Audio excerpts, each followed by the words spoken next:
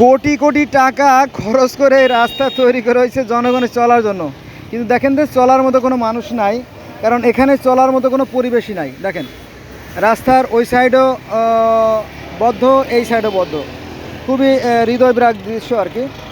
এখানে চলার মতো কোনো পরিবেশ নাই, কারণ এখানে এই বাজারের ময়লা আবর্জনা এমনভাবে ফেলানো হয়েছে যে এখানে আসলে চলা যায় না, চলার কোনো মতো পরিবেশ নাই। দেখেন এখান থেকে আপনি চলতে পারবেন না, এই দেখেন।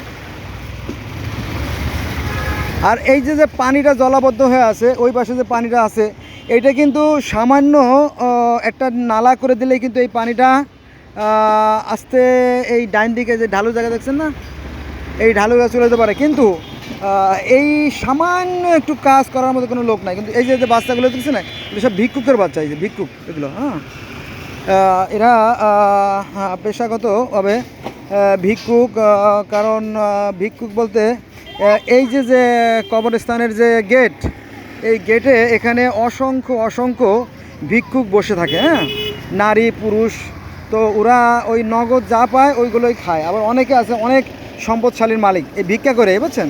অতএব এরা কাজ করে খেতে চান না।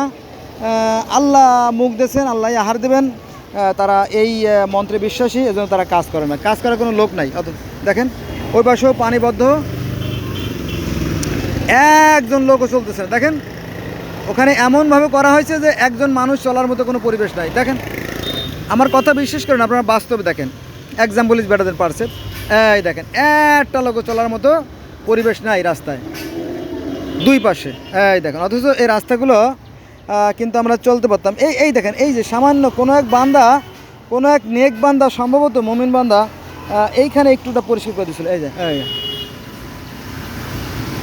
কিন্তু আর একটু ঢালু করে দিলে বলে এই রাস্তার পানিগুলো জমতো না এবং এই রাস্তার ক্ষতি হতো না।